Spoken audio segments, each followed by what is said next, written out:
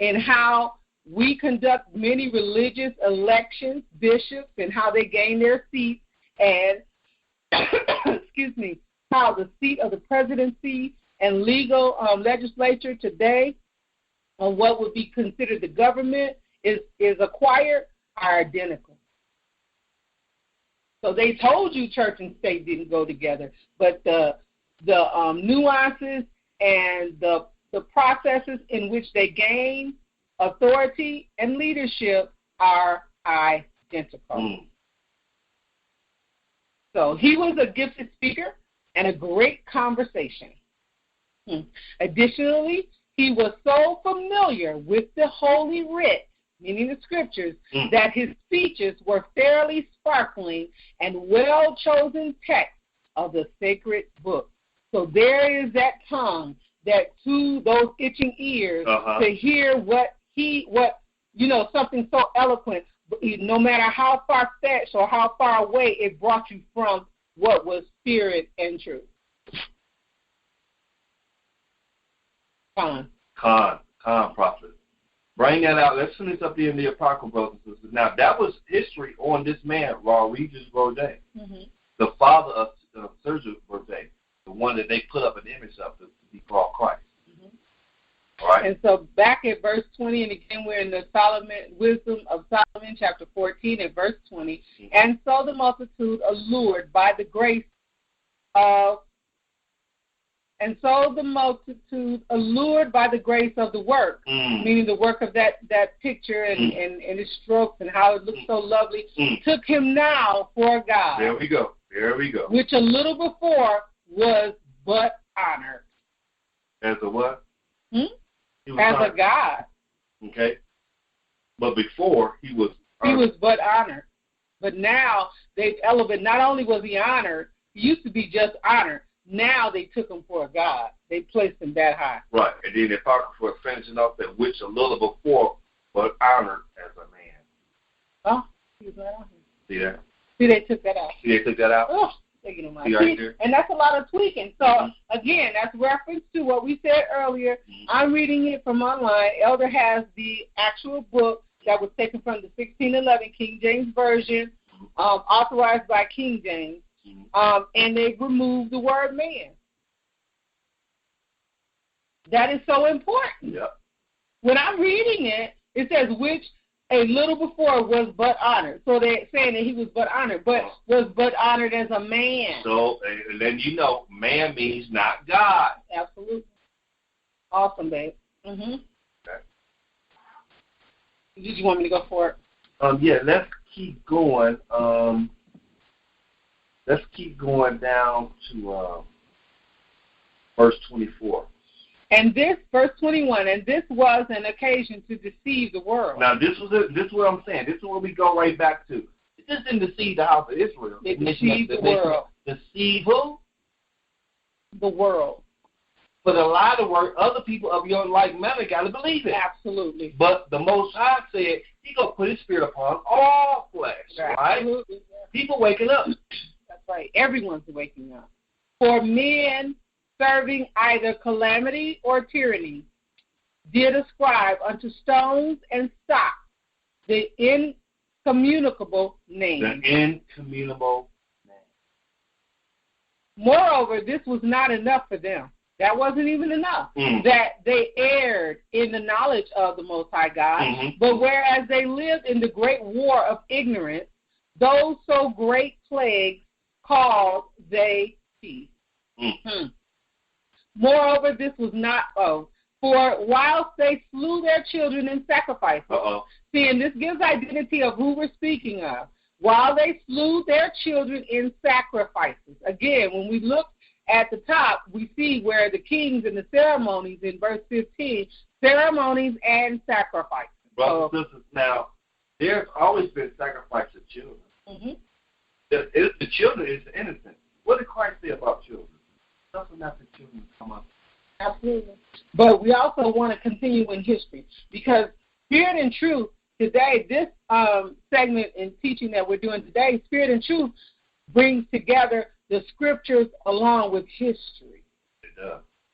And that's how Spirit and Truth, you can unfold what's really going on. That's why I keep saying. That's why the Bible is the unadulterated Word of God. Absolutely. It is the truth. truth. It's past, present, and future. Absolutely. It is the truth. Mm-hmm. It is the truth. But the prophecies of the book have to come to pass. Mm-hmm. In verse 23, it says, "For whilst they slew their children in sacrifices." So what we need to understand, looking back at the Roman Catholic Church, they instituted the orphanages. When war would undergo and all the got to go there. Because you have to know, we're talking about Roman Catholic. We're going to stay on point. Now, brothers and sisters, like I said now, in the earth, there's the children of the Most High, there's the children of Satan. Satan is pleased with blood sacrifice. Right? The Most High required sacrifice in the beginning, but it was with animals. Mm-hmm. Satan wants human sacrifice. Always has. Okay? Always have. Always wanted it. Right? That is profound. We need that louder. In the earth today, there's always been two children. Children of the Most High, children of Satan in the earth. Okay? The Most High requires sacrifice in the beginning. It was only with animals. Satan requires sacrifice of human sacrifice. What's the most pure human on the earth? A child. These sacrifices are outlawed against the Most High. They're an abomination. The prophet is bringing out that these people have always sacrificed their children to please their God. Bring it out, prophet. And you're going a little bit deeper than what I'm really going to hit at. Okay. I just want to guide their thought processes to where we are today. Okay. When we look at today's news and the reportings and the findings over the past 2 to 5 decades, we know that priests have been exposed for touching children. We know that the Roman Catholic entities are the ones who have initiated and founded the orphanages. If we do enough research in America, we would also find that from the orphanages, they implemented child protection laws. They also implemented foster care. So let's know where these things come from. Let's know what land we live in and who's running this. As Elder stated, we are in the land of our enemy. So when we look at the 23rd verse, it says, "For whilst they slew their children," and yes, sacrifices are being done. We do know that debauchery is being done. But the level that you're speaking of, Elder, is a little bit deeper than we might want to go and visit today, because it's a major teaching behind that. We have to deal with Molech and different things that they may not be familiar with. But they can understand and know and see the breadcrumbs from the news and things that they may be acquainted with, that these things are happening, and they're all pointing at the Roman Catholic Church. And here is the origin of them written up in the Apocrypha, which is, as you stated, the truth is always, the Bible will always be, but these are hidden. Why was this hidden? Why was it hidden? This is in the hidden portion, verse 23 of the Wisdom of Solomon, chapter 14, verse 23. "For whilst they slew their children in sacrifices or used secret ceremonies or made revelings of strange rites." Strange rites. Rites is always associated with what? Sacrifice, with Catholic, Roman Catholic. Verse 24. "They kept neither lives nor marriages any longer undefiled." So they began to present themselves immorally. "But either one slew another traitorously or grieved him by adultery." So they're telling you about how they conducted themselves. Verse 25. "So that there reigned in all men without exception blood, manslaughter, theft, and dissimulation, corruption, unfaithfulness, tumult, and perjury. Disquieting of good men, forgetfulness of good terms, defiling of souls, changing of kind, meaning sexual, changing of kind, homosexuality, disorder in marriages, adultery, and shameless uncleanness." Now, when you go back up to verse 5, this is only associated with these people here. Verse 5, Read that one more time, Papa. We're going to write this out. All right, verse 5. Nevertheless, thou wouldst not that the works of thy wisdom should be idle. And therefore do men commit their lives to a small piece of wood, and passing the rough sea in a weak vessel are saved. Is that the verse you were looking for? I meant verse 25. Okay. So, verse 25. So that there reigned in all men without exception blood, manslaughter, theft, and dissimulation, corruption, unfaithfulness, tumult, and perjury. Let's go proper. Let's go with the Psalms in your King James Bible. Go to Psalms 83.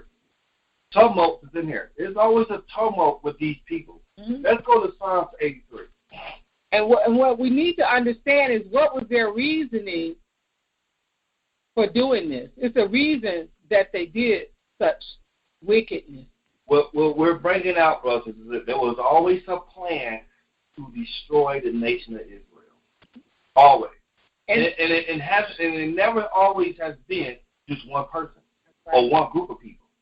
Let's bring out these people here. Again, we're going to read this. We're going to elaborate a little bit more. We're going to get ready to close out for the day as well. But this is great. This is great, and I'm glad the Prophet read that in verse 25. Psalm 83. Yes, Psalm 83. What verse? The whole thing? Read the whole thing.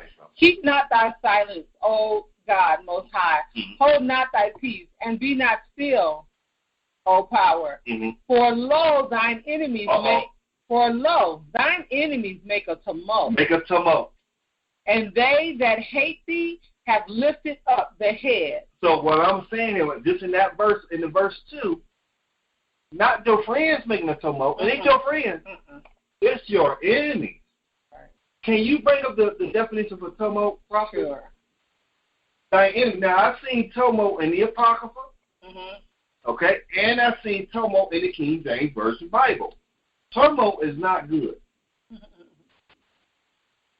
A loud, confused noise, especially one caused by a large mass of people. So that's an uproar or an outcry, confusion or disorder. They bring confusion and disorder to our everyday lives, brothers and sisters. Your enemy, every day, there's a confusion. And that's what was done in the Apocrypha. They infiltrated them, and that long laundry list sounded like the list that we hear of side effects on some of the drugs that they have.